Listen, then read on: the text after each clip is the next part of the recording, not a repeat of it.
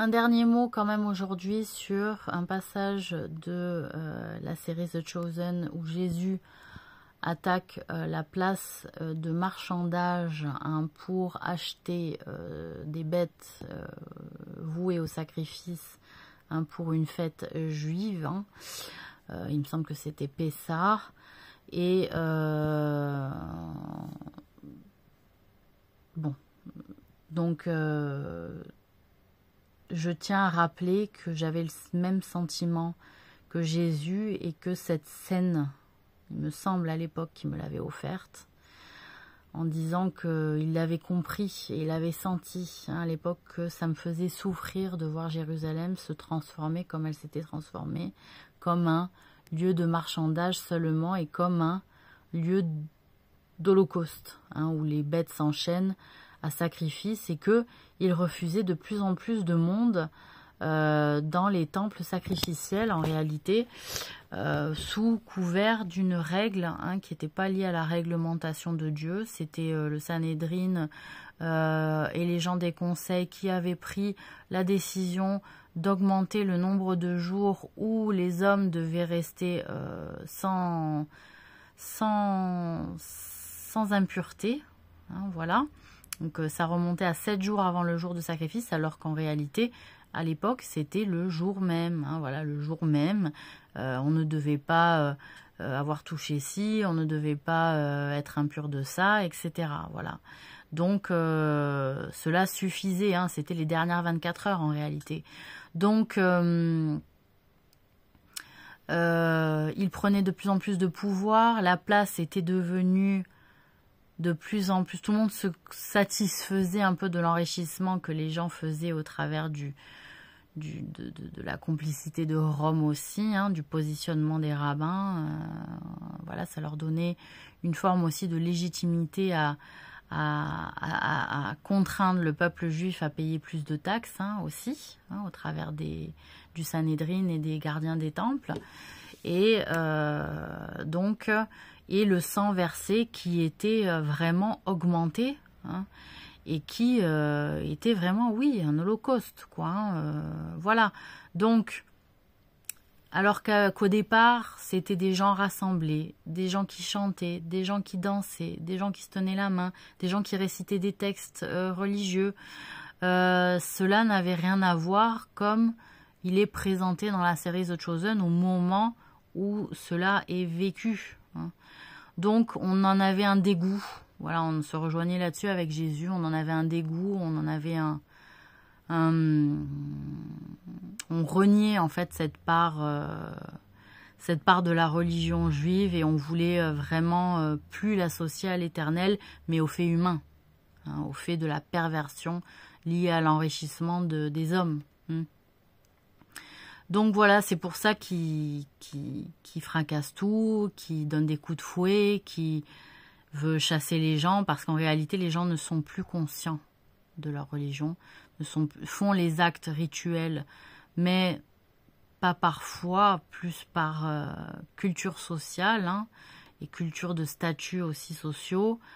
Et de fait, c'est ça qu'ils rejettent, parce qu'en réalité, ce qui compte, c'est la foi, et la remise en confiance, à la confiance de Dieu, de sa propre vie, et en gardant son humilité, voilà, son humilité et la juste place de son rôle aussi en tant qu'adorateur de l'Éternel. Voilà.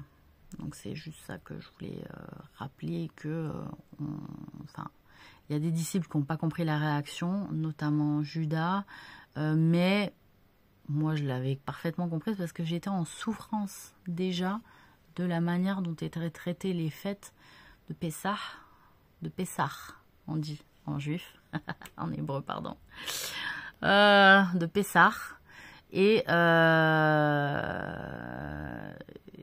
donc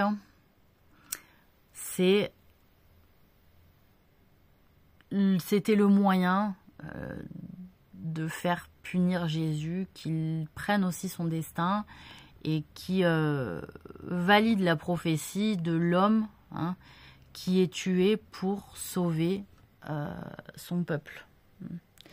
Donc en réalité, et là où je pose réellement la question et je ne connais pas l'issue, est-ce que, parce que vous voyez qu'il ne s'agit que des Juifs, hein, dans l'épisode de Jésus, il ne s'agit que des Juifs, hein, pratiquement, et qu'en réalité, si Jésus se pose en sauveur pour rémission des péchés de son peuple, il s'agit en réalité, ce me semble-t-il, du peuple juif, hein, et non des chrétiens, puisque en réalité, la rémission des péchés, il se donne en sacrifice pour le peuple qui n'a pas reconnu une visite de Dieu au travers de son prophète, de son Messie.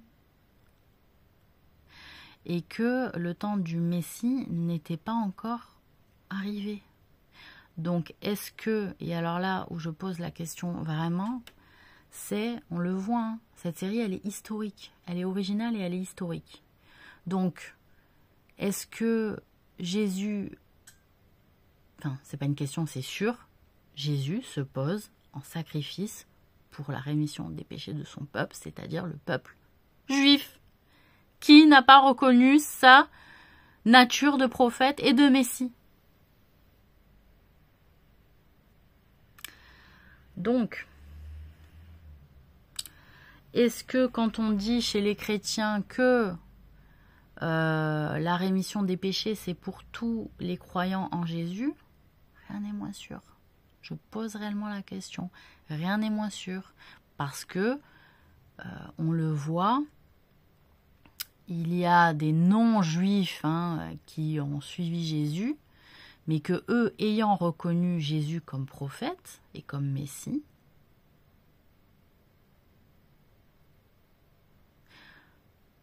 n'auront pas de péché à être rachetés, hein, comme les Juifs qui n'ont pas reconnu leur Messie. Et que Jésus n'a jamais rejeté sa nature juive et s'est positionné comme rabbin juif. Donc il s'est associé comme appartement à la société et au peuple juif. Et donc c'est en rémission des péchés du peuple juif. Et donc si au jour du jugement, les Juifs se posent derrière Moïse pour qu'il les représente devant la nation, et qu'il n'y a aucun Juif qui se positionne derrière Jésus, et bien c'est Jésus qui détient la rémission des péchés du peuple juif. Moi j'ai l'impression de ça, vous voyez, dans l'interprétation que je comprends. C'est que c'est Jésus qui tient la rémission des péchés du peuple juif. Les chrétiens qui suivent Jésus, voilà, ils ont reconnu la parole de Dieu au travers de Jésus, il n'y a pas un problème. Par contre, les Juifs, il s'est positionné en tant que sacrifice pour son peuple, donc le peuple juif, hein, son peuple c'est le peuple juif, qui n'a pas reconnu sa prophétie et sa mission messianique.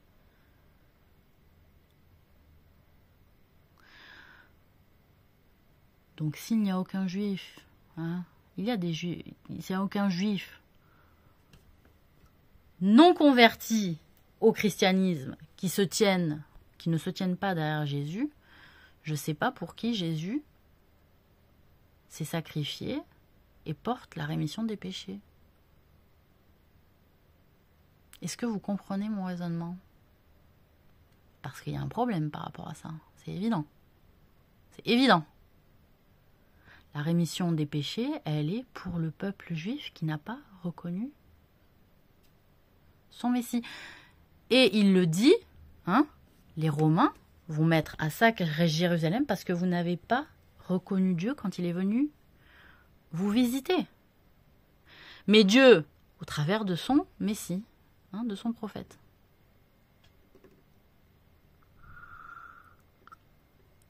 Donc je me pose vraiment des questions à ce niveau et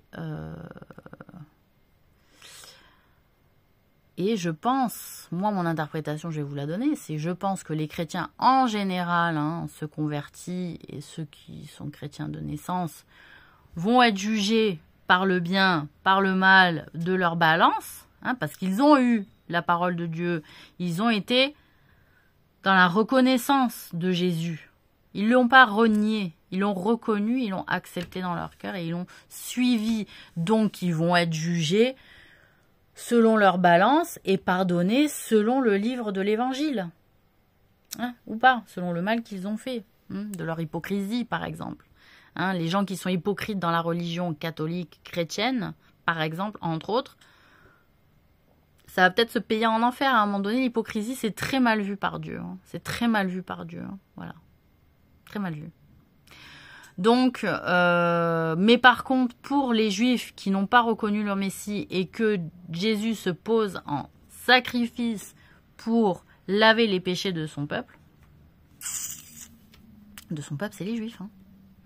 Et il se bagarre avec les Juifs. Donc, s'il n'y a pas de Juifs qui se positionnent derrière Jésus pour laver leurs péchés, je ne sais pas si c'est Moïse qui va laver les péchés. Parce qu'ok, ils ont peut-être suivi la Torah, ils ont fait les actes rituels et tout. Mais peut-être que la religion, elle est morte depuis très longtemps.